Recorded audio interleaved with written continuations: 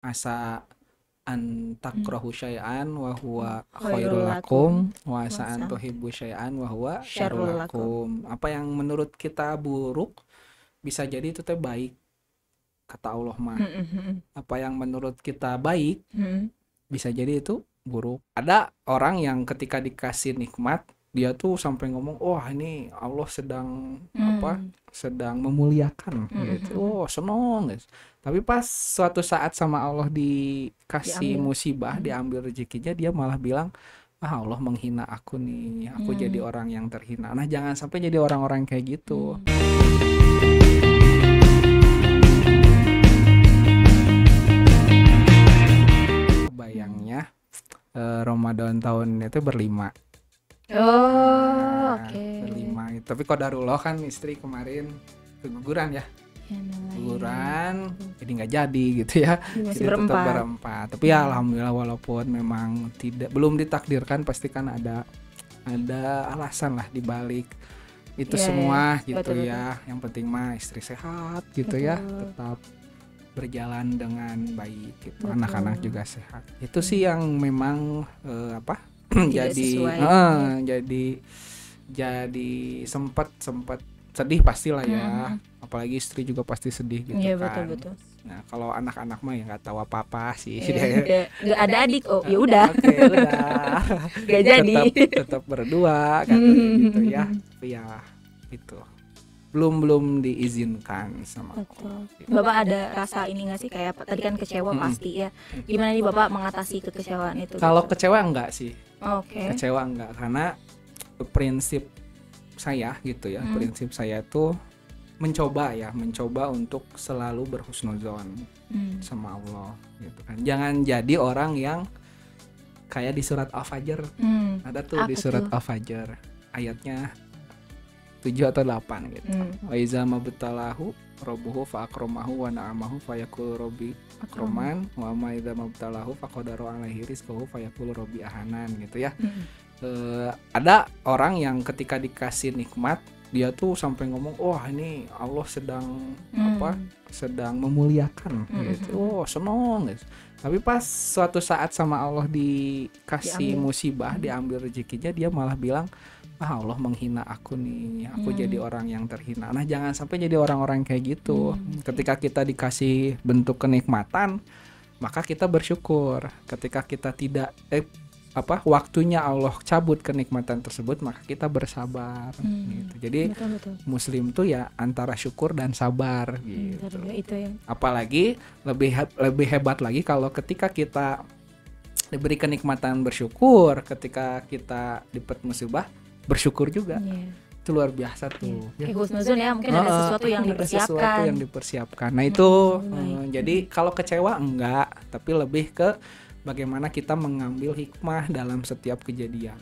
Di dalam hidup. Iya. Karena tidak semua ya. Betul. Karena hikmah tuh biasanya belakangan. Kalau di awal Kalau di awal pendahuluan abstrak. abstrak. Bisa. Iya bisa ya. Bisa. Masuk. Gitu. Jadi apa sih? Ada juga orang-orang yang nggak dikasih hikmah, itu yang sulit. Dalam setiap kejadian hidupnya dia nggak ngambil apa-apa gitu. Nggak ngambil apa-apa. Dia nggak mendapatkan hikmah apapun karena setiap ada kesulitan yang dia lakukan itu mengeluh dan menyalahkan. Menyalahkan bukan menyalahkan diri sendiri, tapi menyalahkan lingkungan, keadaan, bahkan sampai menyalahkan Allah. Nah itu nggak akan sampai orang itu teh mendapatkan hikmah dari setiap kejadian. Jadi kalau kita mau jadi ahlu hikmah, bukan Masjid Al-Hikmah ya. Masjid Al-Hikmah mah di sana di Sarijadi ya. Kalau mau jadi ahlu hikmah, kita harus itu tadi bersyukur, bersabar, dan harus terus latihan. Walaupun ya ada momen-momen ketika kita ini ya sedih nggak terima tuh pasti ada. Cuman kan meminimalisir hal-hal yang itu sampai kita ke kufur nikmat gitu, jangan sampai. Betul ya. Jadi senantiasa bersyukur dalam setiap kejadian, karena dalam hidup tuh nggak mungkin semuanya sesuai dengan rencana kita. Iya betul, karena Allah yang lebih tahu Dan kita hanya tempe. Oke. Oke ya. Oke Pak Arya, selanjutnya ada pesan gak nih untuk Arafians di rumah yang mungkin pernah merasa gitu ya, dan sekarang mungkin lagi ngerasa kalau rencananya atau resolusinya dalam hidup tuh tidak sesuai, dan ngerasa kayak ya Allah kenapa sih harus aku gitu yang merasakan ini semua. Ada nggak nih Pak Arya? Pertama mungkin tadi ya, setiap kehidupan tuh harus berhusnuzon sama Allah, karena kan di surat Al-Baqarah 216 tuh asa an takrahu syai'an wa huwa khairul lakum wa asa an tuhibbu syai'an wa huwa syarrul lakum. Apa yang menurut kita buruk bisa jadi itu teh baik kata Allah mah. Apa yang menurut kita baik bisa jadi itu buruk. Sama kayak jodoh nih Bu Vini misalkan gitu ya.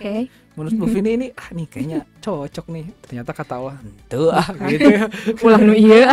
Terus bisa Bu Vini iya ente ternyata teh iya cocok buat Anda gitu kan, kita nggak tahu.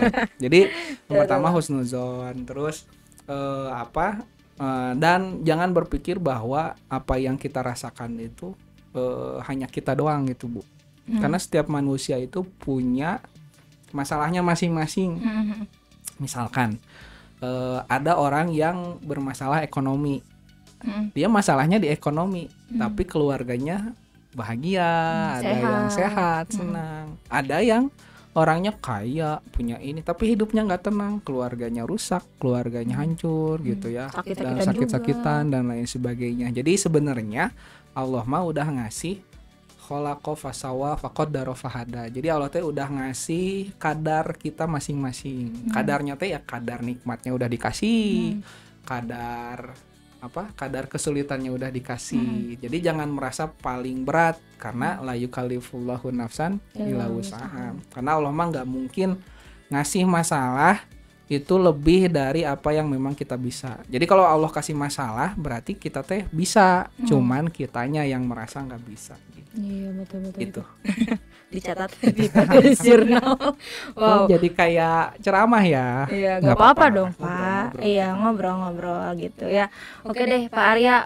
Maksudnya ternyata kan sering ya kita ngerasain gitu, apalagi anak-anak sekarang ada istilah si paling lah intinya gitu, kayak aku teh paling malang gitu di dunia ini teh, aku teh pang sibukna. Sebandung yang malang Anda doang gitu ya. Gitu, hanya aku gitu ya yang malang teh gitu ya. Baru nggak lagi Sebandung yang Bandung. Karena yang lain Bandung. Iya. Sesekolah yang sibuk Anda doang. Gitu ya, ngerasa kayak yang batur mah santai gitu, hanya aku aja gitu. Semuanya sibuk. Betul, tapi dengan porsinya masing-masing. Gitu. Oke deh. Ada nggak sih kayak cerita, pasti kan ada sejarah-sejarah nih zaman Rasul gitu dulu, entah itu sahabat mungkin atau ya ulama pada zaman dahulu gitu yang kayak pernah ada di titik terendah juga dan merasa bahwa dirinya tuh kayak udah paling berat banget gitu cobaannya, tapi membuat beliau tuh bangkit gitu. Ya kita contoh Nabi Muhammad.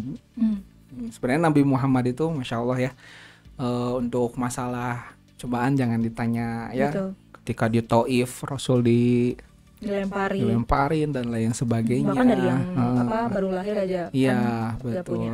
Hanya Nabi Muhammad itu selalu dimotivasi oleh Allah.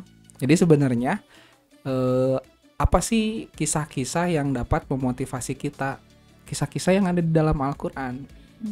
Karena kisah-kisah yang di dalam Al-Quran itu menginspirasi kita semua. Bahkan Nabi Muhammad itu ketika berada dalam titik terendah beliau, misalkan maksudnya merasa sedang sulit gitu, Allah tuh selalu memotivasi ya Allah memotivasi Rasul dengan kisah-kisah Nabi Musa. Betul. Bagaimana Allah memotivasi Nabi bahwa ada loh kaum yang lebih parah dari itu, yang susah sekali untuk diomongin, yaitu Bani Israel. Dikasih tahu lah Bani Israel teh serinci mungkin.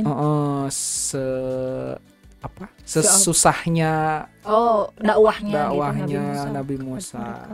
Nabi Nuh gitu kan, ketika berdakwah berapa ratus tahun hanya segelintir orang yang mau beriman. Betul. Gitu kan. Itu susahnya gitu kan. Terus kisah-kisah di mana ada orang-orang muslim mukmin yang memang disiksanya itu lebih dari sahabat-sahabat kan Bilal di ini ya ada yang memang di zaman sebelum zaman Nabi Muhammad itu ada yang sampai dilemparin ke parit dibakar gitu ya, ada di surat Al-Balad gitu ya, nanti lupa jadi cek lagi. Jadi kalau kita ingin mencari inspirasi, carilah di dalam Al-Quran, kisah-kisahnya banyak gitu kan. Betul. Kayak kisahnya Nabi Musa sama Nabi Khidir. Yang ketika Nabi Musa teh ayo we gitu ya, protes gitu ya kepada Nabi Khidir. Padahal di balik setiap kejadian yang dilakukan itu ada hikmah di balik-balik itu semua. Betul, di surat Al-Kahfi ada itu. Panjang. Itu juga kisah tentang husnuzon ya. Tentang husnuzon. Banyak kisah-kisah yang memang menginspirasi. Jangankan kisah-kisah yang di dalam Al-Quran, kadang kita juga ada momentum di mana ketika kita mengalami kesulitan, baru tahu teh mungkin sehari atau bahkan tahun depannya, ya coba aja kayak gini, mungkin nggak gini-gini gitu. Gitu. Bahkan ada kan di TV itu ada yang ketinggalan pesawat. Pesawatnya ternyata kecelakaan. Parah di situ Pak ya, nular. Kok nular typonya. Kecelakaan gitu kan. Itu kan salah satu hikmah, dan pasti Arafian punya satu momentum, bahkan beberapa momentum di mana mengalami apa yang kita tidak inginkan, tapi ternyata di balik itu teh ada hikmahnya. Gitu. Nah, itu tinggal cari hikmahnya aja ketika kita dalam kesulitan teh. Betul. Cuman untuk mencari hikmahnya itu butuh kesabaran, butuh belajar rasa syukur dan lain sebagainya. Karena susah untuk berhusnuzon tuh sulitnya. Betul. Sangat gitu. Dan godaannya juga ya. Betul, apalagi kan itu gara-gara itu gara-gara iya. Jarang kan ada orang ketika misalkan jatuh. Wah. Yang dipikirin teh ini nih gara-gara ada batu nih. Jatuh nih saya. Jarang kan kita mikir teh kenapa ya saya jatuh teh gitu ya. Ada apa nih gitu. Kenapa saya jatuh teh? Ada apa maunya Allah ketika kita jatuh teh apa gitu kan? Jarang gitu. Betul, mungkin ada dosa yang pernah dilakukan bisa jadi sehingga kita Allah pengen kita istighfar gitu ya. Bisa jadi kayak gitu karena kita nggak tahu. Jadi yang bisa jadi satu kejadian beribu hikmah isinya teh, nggak cuma satu hikmah aja. Jadi motivasinya intinya kembali lagi ke motivasi tadi ada di Al-Quran dan husnuzon tadi ya. Karena kan salah satu cara Allah menghibur Nabi Muhammad tadi dengan berbagai cobaannya itu dengan dikasih kisah-kisah nabi-nabi terlebih dahulu gitu ya, terdahulu untuk dibaca, dan ternyata ada yang patut disyukuri gitu dari kejadian yang sekarang gitu. Tapi hebat ya Pak, yang bikin saya berpikir tuh gak ada kepikiran gitu ya di dirinya Nabi Muhammad kayak adu nasib gitu. Kayak anak-anak sekarang nih pada booming banget gitu, viral kalau orang lagi cerita gitu ya. Jangankan ditanggapin, dia tuh lawan bicaranya tuh ngasih cerita yang lebih buruk gitu dari dia, dan dia nganggapnya kayak adu nasib sini mah gini-gini dan lain-lain. Padahal mungkin ada hikmahnya ya. Mending kamu aku mah gitu ya. Iya betul. Jadi pa iya.